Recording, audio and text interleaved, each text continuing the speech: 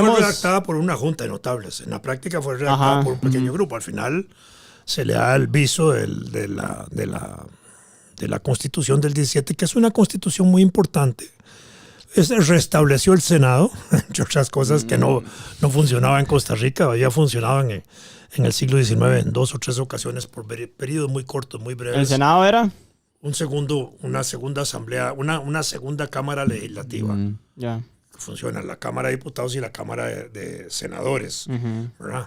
Que es una segunda cámara para efectos de la gestación de la ley, digamos, para hacerlas. No, y tal vez para hablar antes de... Y tiene funciones específicas, pero, digamos, ahí se nombra el Senado, pero no funciona. En la práctica cayó la Constitución y anularon otra vez el Senado, y desde esa época para acá no lo tenemos.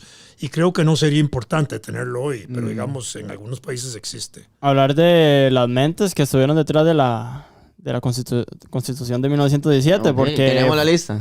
Fueron, o sea, en términos generales, prácticamente todos los expresidentes que hubieron atrás, que estaban vivos, menos uno. ¿Adivina quién? Ricardo Jiménez, mi tata. O sea, Ricardo Jiménez. Don Ricardo Jiménez. Y vean lo que dijo, porque es que es Ricardo, ¿verdad? Y estuvieron todos, o sea, hablemos de los que estuvieron.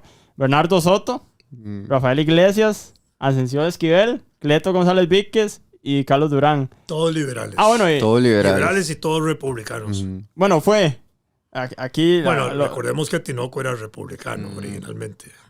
Bueno, y el único que se negó fue... Bueno, está José Joaquín Rodríguez, pero...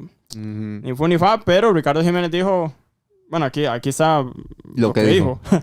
Un día le cuentan que ciertos expresidentes han aceptado redactar una constitución para el gobierno de Tinoco. El que rechazó ese encargo exclama, que fue Ricardo Jiménez. Esos expresidentes, como las rameras viejas, cuando ya no sirven en el oficio, se dedican a alcahuetas. Eso fue en 1932. Y fue el único que se opuso, ¿verdad? A ese...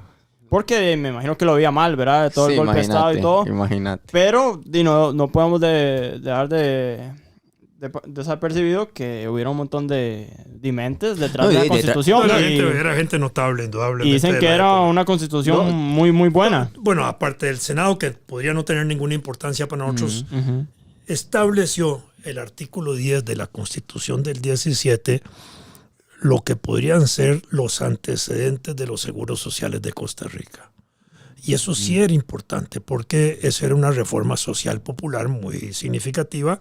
Nosotros ya habíamos desarrollado una institucionalidad de salud pública, de hospitales y dispensarios médicos y médicos de pueblo, y una gran cantidad de figuras que tenían que ver para la atención de la salud.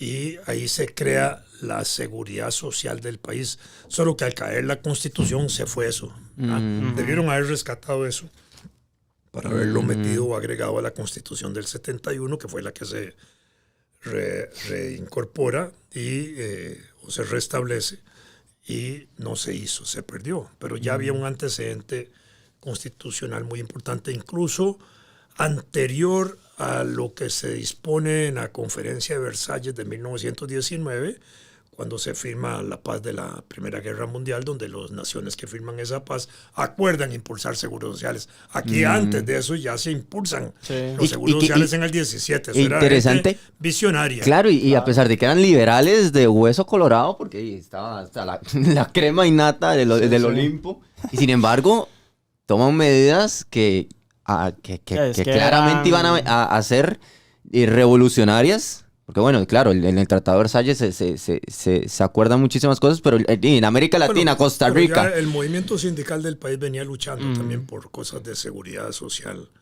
La ley de accidentes de trabajo, algunas cosas relacionadas con seguros.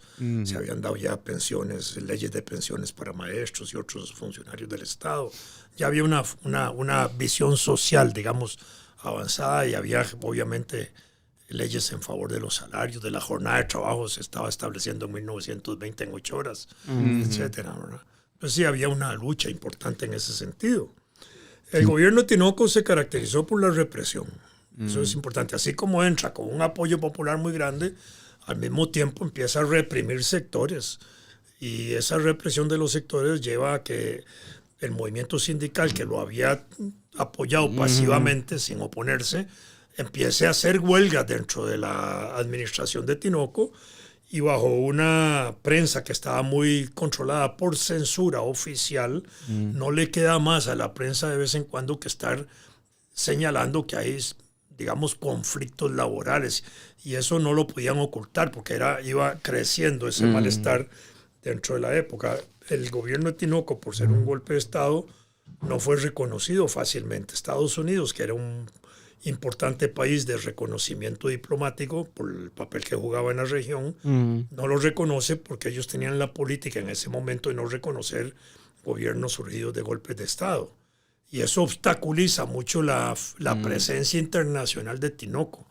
Tanto así que nosotros no fuimos admitidos en las Naciones, en la Liga de las Naciones, que fue el organismo que surgió de la conferencia del Tratado de Versalles del 19, que era el antecedente de la ONU. No fuimos admitidos, ¿por qué? Porque teníamos un gobierno dictatorial ahí enfrente, y teníamos a Alfredo González Flores metido en la embajada americana, y allá en Estados Unidos fregándole la vida a Tinoco de que no lo reconocieron. Cizaña, sí. Y efectivamente no lo reconocieron. Entonces Tinoco hace una maniobra cochina, porque le ofrece la posibilidad a Estados Unidos de usar la isla del Coco como una isla para cuestiones militares o bases navales y todo eso, y casi en venta, a condición de que lo reconocieran.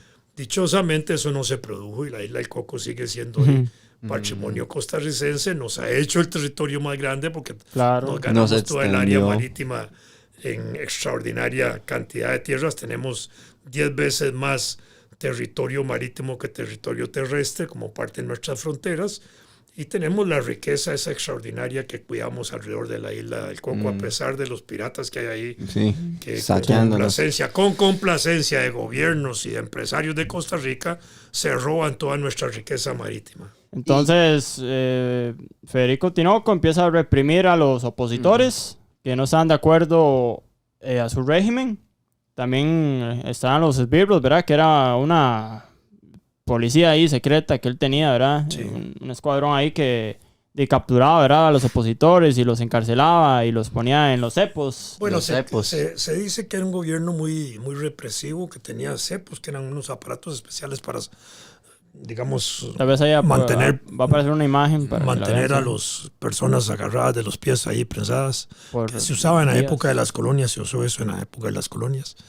También Tinoco desconoció a Alemania, le declaró la guerra a Alemania en ese periodo para intentar ganarse el reconocimiento de Estados Unidos. Exactamente. Para tratar de mejorar sus relaciones diplomáticas. Y no lo logró nunca. En ese momento no pudo, en ese sentido, por supuesto.